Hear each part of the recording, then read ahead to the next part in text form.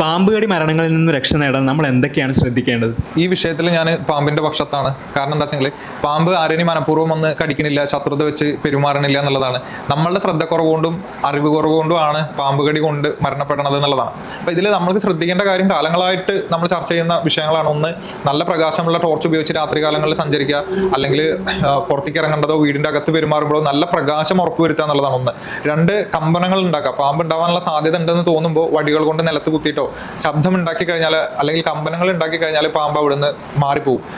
പ്രധാനമായിട്ട് ശ്രദ്ധിക്കേണ്ടത്, അണലി ഒഴിച്ച് വേറൊരു പാമ്പും പെട്ടെന്ന് മനുഷ്യരെ അറ്റാക്ക് ചെയ്യാറില്ല. കാരണമില്ലാണ്ട് ചവിട്ടിയാൽ മാത്രമേ അധികവും കടിക്കുള്ളൂ, അല്ലെങ്കിൽ അതിനെന്തെങ്കിലും ഇറിറ്റേഷൻ ഉണ്ടാക്കിയാൽ മാത്രമാണ് കടിക്കുള്ളൂ. അണലി മാത്രമാണ് അതല്ലാണ്ട് അറ്റാക്ക് ചെയ്യുന്ന ഒരു പാമ്പായിട്ടുള്ളത്.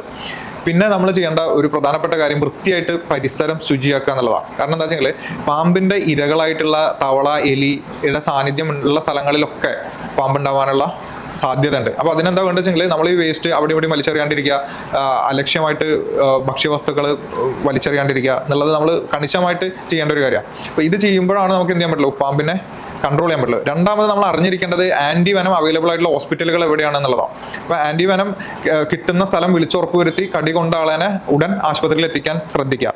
മൂന്ന്, സ്നേക്ക് റെസ്ക്യൂവേഴ്സിന്റെ അവൈലബിലിറ്റിയും അവരുടെ ഫോൺ നമ്പറും എപ്പോഴും നമ്മുടെ കയ്യിൽ ഉണ്ടാവണം എന്നുള്ളതാണ്.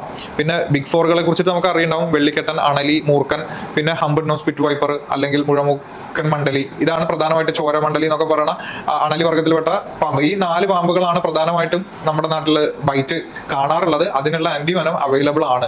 പിന്നെ നമ്മൾ ഓർക്കേണ്ട ഒരു കാര്യം, നമുക്ക് വളരെ വാല്യുബിൾ ആയിട്ടുള്ള 1 അവർ ഉണ്ട്. ആ 1 മണിക്കൂറിന്റെ ഉള്ളിൽ നമ്മൾ അടുത്ത് ആന്റിവെനം കിട്ടുന്ന ഹോസ്പിറ്റലിൽ എത്തിയാൽ മതി എന്നുള്ളതാണ്. ആ സമയത്ത് ടെൻഷൻ ആവാണ്ടിരിക്കുക. 108 വിളിച്ചു കഴിഞ്ഞാൽ കേരളത്തിൽ ഉടനീളം ആന്റിവെനം കിട്ടുന്ന ഹോസ്പിറ്റലുകളിൽ എവിടെയാണ് എന്നുള്ളത് നമുക്ക് അറിയാൻ വേണ്ടി സാധിക്കും. അതേപോലെ ആംബുലൻസ് ഫെസിലിറ്റി നമുക്ക് അവൈലബിൾ ആയിട്ട് കിട്ടും. പിന്നെ കേരളത്തിൽ ഉടനീളം സയന്റിഫിക് സ്നേക്ക് റെസ്ക്യൂവിനെ പ്രോത്സാഹിപ്പിക്കുകയും ഇംപ്ലിമെന്റ് ചെയ്യുകയും ചെയ്ത സംഘടനയാണ് സ്വര. കണ്ണൂരിൽ സജീവമായിട്ട് പ്രവർത്തിക്കുന്ന പഗ്മാർക്ക് എന്ന് പറയുന്ന ഒരു സംഘടനയും കൂടിയുണ്ട്. പഗ്മാർക്കിന്റെ കോൺടാക്ട് നമ്പർ ഞാൻ താഴത്ത് കൊടുക്കാം. പാമ്പിനോ അല്ലെങ്കിൽ ഏത് തരം വന്യജീവികളെ എവിടെ കണ്ടാലും നിങ്ങൾക്ക് ആ നമ്പറിൽ വിളിച്ച് ഇൻഫോം ചെയ്യാം. ഉടൻ തന്നെ അതിന്റെ പരിഹാരം ഉണ്ടാവുന്നതായിരിക്കും.